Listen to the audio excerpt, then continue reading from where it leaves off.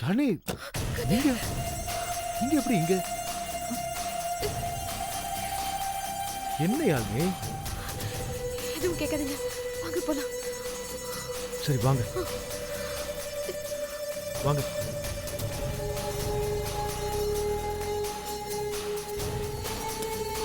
வாங்க ஏறுங்க.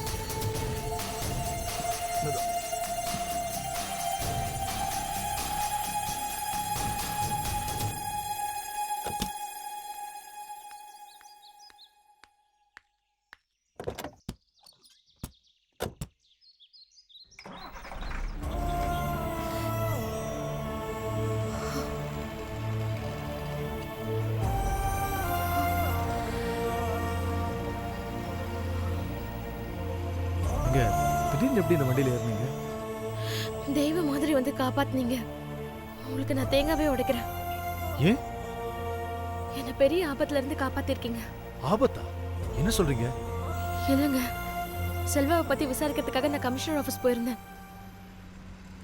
அங்க ஒருத்தர் நல்லவ மாதிரி என்கிட்ட பேசினான்.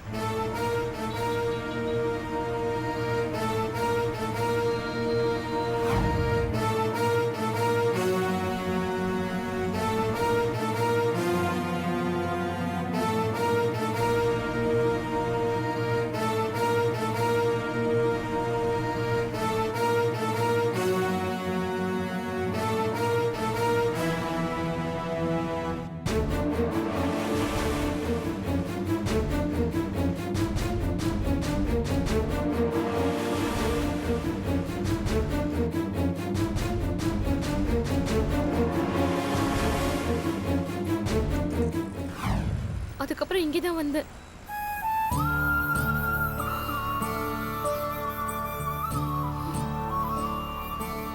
சரி, என் லாரிக்கு வந்துட்டீங்கல்ல, இனிமே உங்களை வீட்டில் கொண்டு போய் சேர்க்க வேண்டியது என் பொறுப்பு.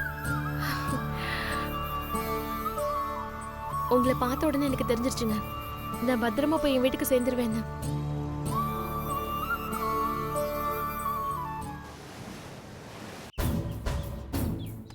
அப்பா, செல்வா மாமா லண்டன் போறேன்னு போய் திரும்பி வரலன்னு ஒரு வாரமா கஷ்டப்பட்டுட்டு இருந்தோம். இப்ப யாழ்னிய வேற காணோம். ஃபோன் பண்ணா சுவிட்ச் ஆஃப்னு வருது. அதான் ஒரே குழப்பமா இருக்கு. நீங்க கமிஷனர் ஆபீஸ் போய் பார்க்கலாம்ல. என்னடி பேசுறேன்? நான் எப்படி போக முடியும்?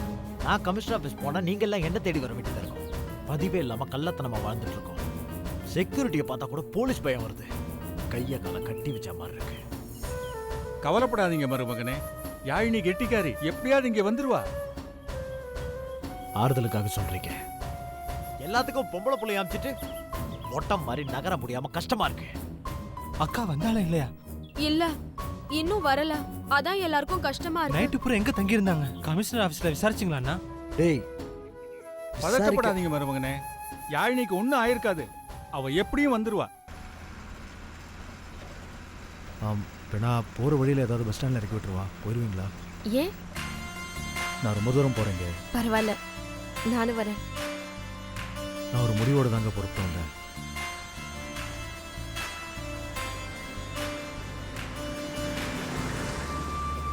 நானே இப்போ ஒரு முடிவுக்கு வந்துட்டேன். என்ன முடிவு? நீங்க என்ன முடிவுக்கு வந்திருக்கீங்கன்னு சொல்லுங்க, அதுக்கப்புறம் நானும் சொல்றேன்.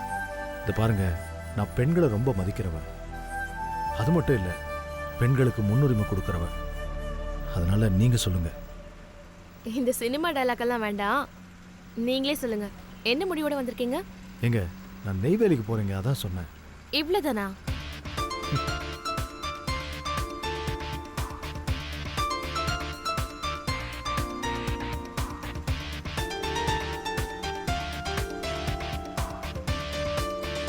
சரி, எப்படி லாரியில போயிட்டு இருக்கீங்களே, எந்தெந்த ஊருக்கெல்லாம் போயிருக்கீங்க?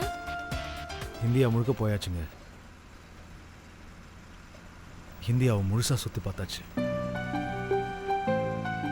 இந்தியாவை முழுசா நீங்க புரிஞ்சுக்கணும்னா இந்தியாவோட ரோடுங்க மூலமா தான் நீங்க அதை தெரிஞ்சுக்க முடியும். எவ்வளோ மக்கள், எவ்வளோ கலாச்சாரம், எவ்வளோ மொழி, இது எல்லாத்தையும் இணைக்கிறது என்ன தெரியுமா? இந்த அன்புங்கிற ஒரு விஷயம்தான். இதை நீங்க புரிஞ்சுக்கணும்னா வீட்டில இருந்து, வீட்டு வாசப்படியில இருந்து ஒரு 8 எடுத்து வச்சாங்க. ஒவ்வொரு பயணமும் எனக்கு மீண்டும் மீண்டும் கற்றுக் கொடுத்த ஒரே விஷயம், இந்த வாழ்க்கை ரொம்ப அழகானதுங்க. இந்த வார்த்தையில சொன்னா புரியாது, அனுபவிச்சு பார்க்கணும், அப்பதான் புரியும். நீங்களும் ஒரு முறை எப்படியாவது இந்தியா முழுக்க சுத்தி வந்துருங்க. எனக்கும் இப்படிலாம் போகணும்னு ஆசையா தான் இருக்கு, ஆனா எப்படி போறதுன்னு தான் தெரியல. போலாம். ஆ? இல்லைங்க, போலான்னு சொன்னேன்.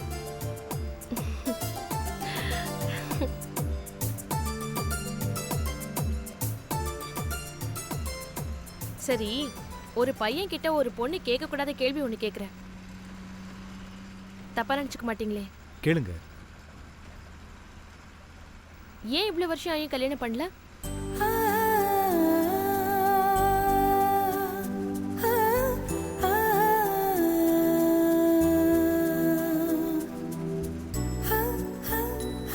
அதெல்லாம் இப்ப வேணாங்க. வெக்கெல்லாம் ஒண்ணு பட வேண்டாம், சொல்லுங்க. அது ஒரு பொண்ணை பார்த்தா எப்படி தெரியுமா இருக்கணும்?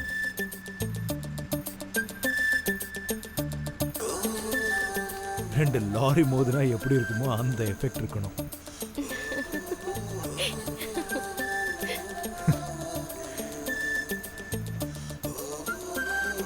பார்த்து ஓட்டுங்க, எங்கேயாச்சும் மோதிட போறீங்க.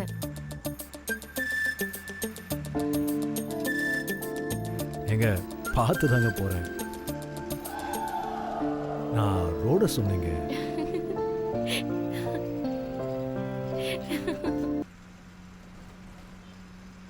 சொல்லுங்க, பாதிரி நிப்பாட்டிட்டீங்க. நான் சொன்னேன்ல, பொண்ணை பார்த்தா ரெண்டு லாரி மோதுனா மாதிரி இருக்கணும், உச்சி குளிரணும், அப்புறம் அவளை பார்த்துட்டே இருக்கணும்னு தோணணும், பைத்தியம் மாதிரி உளரணும், நமக்கே நம்ம என்ன செய்யறோம்னு தெரியக்கூடாது. அப்படி ஒரு பொண்ணை பார்த்தா கண்டிப்பா கல்யாணம் பண்ணுவேங்க. சரி, பார்த்தாச்சா?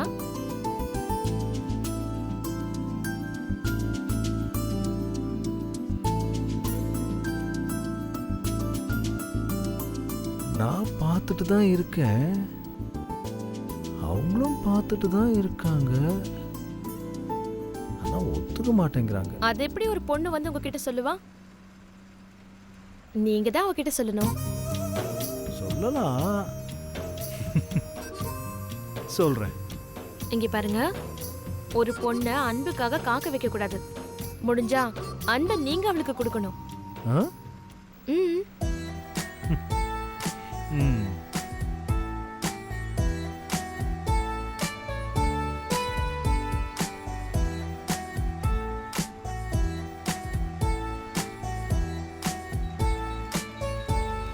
சரி, நான் பாட்டு உடறிட்டு இருக்கேன், நீங்க எதுவும் பேச மாட்டேங்கிறீங்க. ஆ, அது எனக்கு உளறது கேட்க மட்டும்தான் பிடிக்கும். உளர பிடிக்காது. அப்போ இவ்வளவு நேரம் நான் பேசுனதெல்லாம் உளறல்னு சொல்றீங்க. உஷாரா தான் இருக்கீங்க. நீங்க உளறனா நானும் உளரணுமா?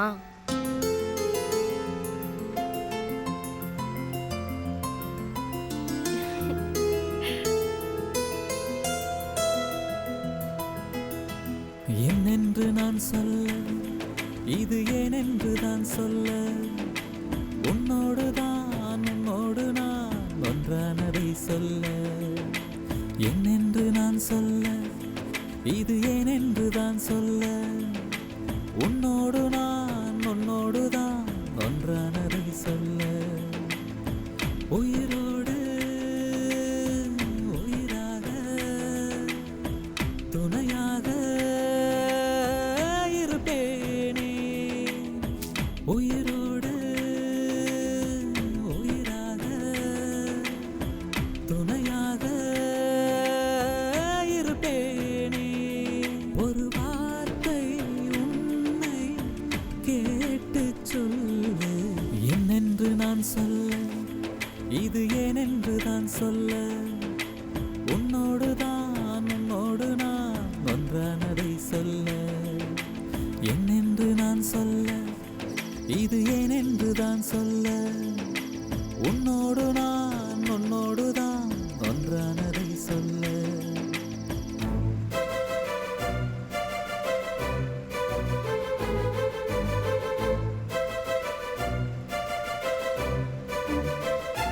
எந்த நேரம் நெஞ்சில் இல்லை பாரம்,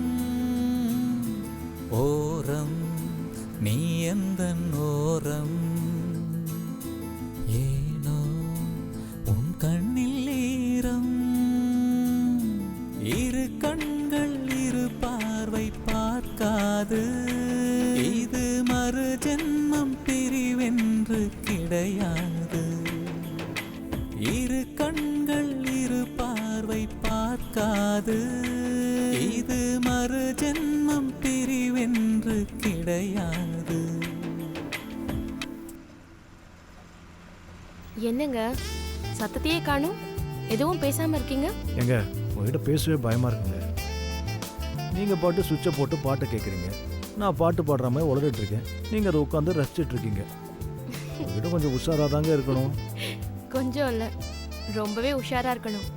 அதை நீங்க சொல்ல வேண்டாம், தெரியுது.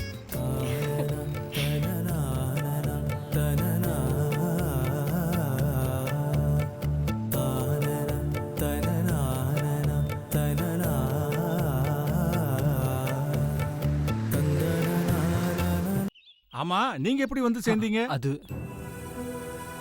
எங்களோட அதிர்ஷ்டம் மாமா. எங்க எல்லாரையும் ஒரு படகுல ஏத்துனாங்க. வேற படகுல ஏஜென்ட் மற்றவங்களும் ஏறினாங்க. கடலோர காவல் படைகிட்ட ஏஜென்ட் படகு மாட்டிக்கிச்சு. அவங்க எங்களையும் துரத்துனாங்க. அப்பதான் அலையில மோதி எங்க படகு கவுந்து போச்சு. அதுல எங்க படகுல இருந்து நிறைய பேர் இறந்துட்டாங்க. நாங்க தப்பிச்சிட்டோம். ஆனா ஏஜென்ட்டை போலீஸ் பிடிச்சிட்டு போயிட்டாங்க. நாங்க கடல்ல குதிச்சு தப்பிச்சு கடை சேர்ந்துட்டோம்.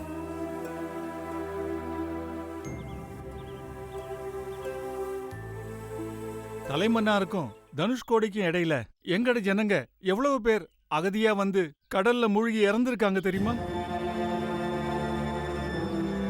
உண்மையிலேயே உங்களுக்கு அதிர்ஷ்டம் தான் மாப்பிள்ள. பத்திரமா வந்து சேர்ந்துட்டீங்க. செல்வியோட தாலி பாக்கியம் தான் மாமா உங்களை காப்பாத்திருக்கு. உயிரோட வந்து என்னன்னு பண்றது? கடன் வாங்கின காசை திரும்ப கட்டணுமே. காசுக்காக ஏன் வருத்தப்படுறீங்க? காசு வரும் போகும். இன்னைக்கு இல்லைன்னா நாளைக்கு சம்பாதிச்சுக்கலாம். நீங்க உயிரோட வந்ததுதான் பெரிய விஷயமே. இல்ல, இன்னைக்கு காசுக்காக தானே எல்லாரும் ஓடிக்கிட்டு இருக்காங்க. அவ்வளவு சுலபமா காசை ஒதுக்கிற முடியாதா நீ? அதுவும் எங்கட சக்திக்கு மீறின காசை வாங்கியிருக்கோம். எங்க உயிரை கொடுத்தாவது இந்த கடன் அடைச்சே ஆகணும். மருமகனே, எதுக்கு நீங்க இவ்வளவு வருத்தப்படுறீங்க? காசு தானே, என்னைக்குனாலும் நாம சம்பாரிச்சுக்கலாம். நீங்க வந்ததே போதும் மருமகனே. அவன் தான் எந்த பிரச்சனையும் இல்லாம வந்துட்டான்ல. கமிஷன் ஆஃபீஸ் போன யாழ்னிக்கு தான் என்னன்னு தெரியல. அவளுக்கு என்னாச்சுன்னு தெரியாம நான் பயந்துகிட்டு இருக்கேன். நீங்க முடிஞ்சு போறதை பத்தி பேசிக்கிட்டு இருக்கீங்க. இளங்கோ மச்சனை கூப்பிட்டு கமிஷனர் ஆஃபீஸ்ல பார்க்கலாமாண்ணா? இல்ல இல்ல, என் அண்ணன் இந்த வேலைக்கெல்லாம் சரிப்பட்டு வரமாட்டான். நீங்க வேணா கதிர் அண்ணனுக்கு ஃபோன் பண்ணி பாருங்களேன். அவரே ஃபோன் பண்றாரு. ஹலோ, சொல்லுங்க கதிர். உங்க தங்கச்சி யாழ்னி என் கூட தான் இருக்காங்க. யாழ்னி கதிர் கூட வந்துட்டு இருக்கா மாமா. சொல்லுங்க கதிர். நேற்று கமிஷனர் ஆஃபீஸில் ஒரு சின்ன சம்பவம் நடந்துச்சு. பிரச்சனை ஒன்றும் இல்லை. நேரில் வந்து விவரம் சொல்கிறேன். இப்போ அவங்ககிட்டயே கொடுக்குறேன். கொடுங்க. ஒரு நிமிஷம் இந்தாங்க. ஹலோ, நான் யாழினி பேசுறேன்னா. செல்வா ஒன்றும் பிரச்சனை இல்லைல்ல? செல்வா நல்லா தான் இருக்கான். எங்க போன? ஒரு ஃபோன் பண்ணி சொல்ல முடியாதா? நைட்டு நீ வரலான்னு நாங்க எவ்வளவு பதட்டப்பட்டு போயிட்டோம் தெரியுமா? என்ன நான் பேசுறேன்? செல்போன் என்னாச்சு? கமிஷன் ஆபீஸ் போயிட்டு வீட்டுக்கு வர வேண்டியதானே? என்ன ஆச்சோ ஏதாச்சோன்னு பதறி போய் உட்காந்து கடுப்புல இருக்கும்போது போனா அப்படி. அண்ணா அவசரப்படாதண்ணா. என் செல்போன்ல சார்ஜ் இல்ல, ஆஃப் ஆயிடுச்சு. அதான் தகவல் சொல்ல முடியல. எனக்கு ஒன்றும் பிரச்சனை இல்லை. நான் பத்திரமா தான் இருக்கேன். நான் மதியத்துக்குள்ள வந்துடும். ஓகேவா? செல்வா வந்துட்டான்ல? செல்வா இங்கே தான் இருக்கான். எந்த பிரச்சனையும் இல்லை. நீ சீக்கிரமா. சரி, நான் வந்துடுறேன். இந்தாங்க.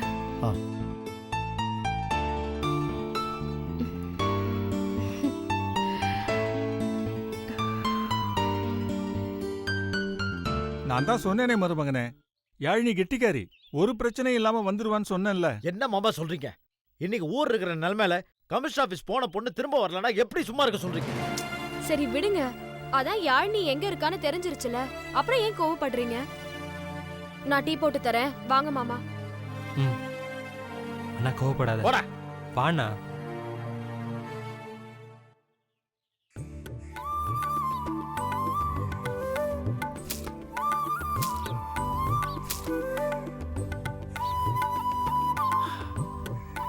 உங்க கூட இன்னைக்கு பொழுது ரொம்ப இனிமையாகவும் நம்பிக்கையாகவும் இருந்துச்சு. எனக்கும் தாங்க. பாதுகாப்பான மகிழ்ச்சிய இன்னைக்கு தான் முதல்ல உணர்ந்தேன். அப்போ என்னங்க முடிவு பண்ணிருக்கீங்க? எதை கேக்குறீங்க? ஆரம்பம்னு ஒன்று இருந்தா முடிவுன்னு ஒன்று இருக்கத்தானே செய்யும். எப்பவும் போலதான். என்னங்க இது சிறுபிள்ளத்தனமான பதிலா இருக்கு? ஆமா, சின்ன வயசுல ஆணும் பொண்ணு ஒண்ணா விளையாடினா யாரும் தப்பா நினைக்க மாட்டாங்க. பெரியவங்களானதும் எல்லாருக்குள்ளயும் ஒரு கள்ளத்தனம் வந்துடும். உண்மையா இல்லையா? என்னங்க இப்படி விளையாடுறீங்க? சிறு பிள்ளை விளையாடுறதுல தப்பு இல்லைன்னு நினைக்கிறேன். விளையாட்டுக்கும் ஒரு அளவு இருக்குங்க. சுதந்திரமான விளையாட்டுல அளவிட முடியாத மகிழ்ச்சி இருக்கு. ஏங்க மொத்தமா இப்படி குழப்புறீங்க? சரி, அதெல்லாம் இருக்கட்டும். இந்த லாரியும் அண்ணனையும் தவிர உங்களுக்கு வேற சொந்தங்களே இல்லையா? எனக்கு எல்லாமே இந்த லாரி தாங்க. ஆனா வர வேண்டியவங்க வந்தா என் வாழ்க்கை இன்னும் சந்தோஷமா இருக்கும். என்னென்று நான் சொல்ல, இது ஏனென்று தான் சொல்ல, உன்னோடு நான் ஒன்றானதை சொல்ல. என்னென்று நான் சொல்ல, இது ஏனென்று தான் சொல்ல, உன்னோடு நான் ஒன்றானதை.